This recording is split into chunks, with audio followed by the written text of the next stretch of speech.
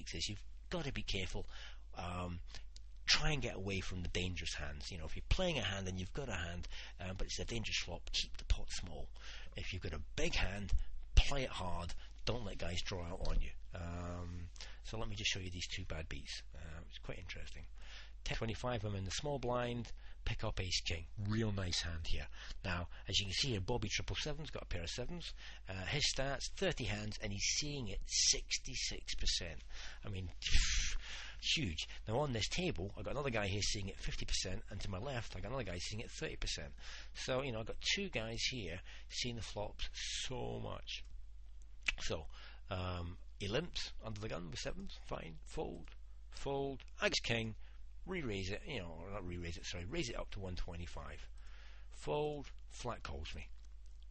Flop comes down, how about that for a bitch of a flop? You know, I've got ace king, he's just hit trip sevens. Bugger. 275, okay, $2 by myself into a 275 pot, flat calls me, fair enough. Piece de la resistance to rub salt into the wound. I go and hit, and I've got ace kings, I've got two pairs. You know, it's just, there's no getting away from this hand, is there? I mean, it's just impossible to get away from this. $4 into a 675, so I believe I've got this hand totally owned. $4 into that. Flat calls me, so I think, right, okay, he's got what? King queen, king 10, king jack, maybe two pair if I'm lucky, you know, king 7, or maybe he's got a weak ace and he's chased it for the weak ace. So I just don't believe I'm losing this. Flop comes down, it's an 8, $14, he's got 15, I bang in 10, I want to get paid, and he calls me and pops your uncle, ace king, two pair, gets well and truly beat there with trip sevens. In the end, he should have bunged it all in with his 575. He didn't do it, so he saved me 5. Thanks, mate. Okay, last hand here, and from this one's quite interesting. 10-25, pair of kings. I've got jack 7 suited. Okay, so flat. I just flat call. I'm limping in with jack 7, which is nice. Fold, and he flat calls with a pair of kings. I can't believe that. That's you know, this guy's 55% call rate, but you know, well sneakier. Check, and look what happens. You know, daddy of a hand. I've just tripped up here by him limping like that, right? And without putting any pressure on me whatsoever, he's let me trip, and that's why I'm not a big fan of limping. You know, with big hands. Very often, and on these low stakes, I would recommend you never limp. Always raise with your big hands. On higher stakes tables, or when you've got a lot of action against you, you know, aggressive tables, then yes, you can encourage somebody to raise you if you limp early doors. But that's an advanced play, and at this level, you don't want to be playing that sort of stuff. You want to be coming out firing with your big hands. So I've got trips. Thanks very much, Mr. Julian. So check, 75 in the pot, I bung in 50, I want to get paid. The kings, flat calls, fair dues, yeah, it's a fair bet, and he folds. Look what happens next. Bitch. Is that not a complete son of a bitch? He's got 2 outs to beat me here, and look at that. Now I don't know what he's got. But I mean, that's just somebody who's pissing on you, isn't it?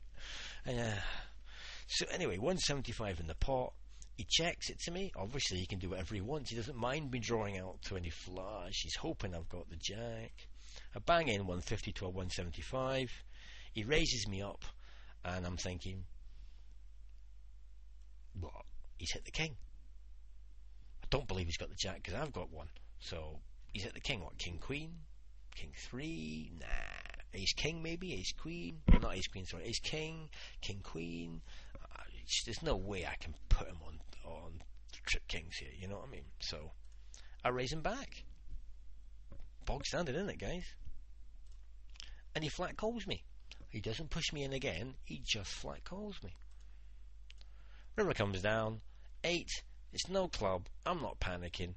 17 bucks. He's got 27. 15 in the pot. Checks it to me again. Jesus Christ, you know. And I bung in 10, and he just flat calls me. I can't believe that. I mean, he could have taken the extra $7 off me, easy, and he lets me off. But shocking, huh? Quality. And that was how much was that? 7. So that was what, 7 off that, 13, $18 gone on that hand. So at these stakes, that dented the profit on that run. But there you go. Just shows you what happens. Anyway, just to sum up, guys, these were the 2 sessions I showed you, and that was the 2 sessions that turned around and cost me money in the end from those 2 big hands. On the 2 sessions I showed you, turned out $72 profit. Sorry, it's not 72, 50, $62 profit, which was brilliant. And that was in just over an hour, about an hour and 10, and that was 107 hands and 120 hands. Even allowing for the unluckiness here, still turned out a profit, and you can see I got a wee profit session in there as well. But the tactic there for you, just to sum up, guys, very simple. 10-25, sit down with full stacks, 2 tables only, don't do any more than that, unless you're very, very competent at multi-tabling. Keep it tight, play in position, and what I would say is this, is when the flops are dangerous and you've got a hand, keep the pot small. When you've got a really big hand, don't do what Kings did there, that's just stupid. Play it hard, get people to pay you, and keep to that strategy.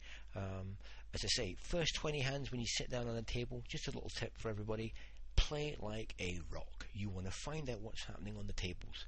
You want to get the information, who's seeing all the hands, who's raising in what position they are. So for the first 20 hands, when you sit down at 10 and 25, just play like a rock. You play big hands, ace king, ace queen, discount a lot of the other stuff, right? Things like ace 8, ace 9, get rid of, man. Don't piss around, because you've got so many people at these tables that will chase you down.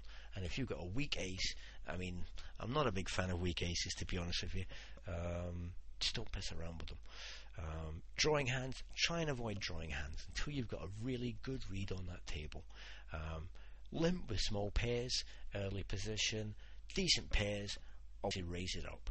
But again, on dangerous flops, keep the pot small. You know, each little $2-3 pot you pick up all adds up. And in the end, if you're getting beat, you're only going to get beat $3 or $4 if you keep the pot small. With your big hands, bet it. Don't piss around. Okay, there you go.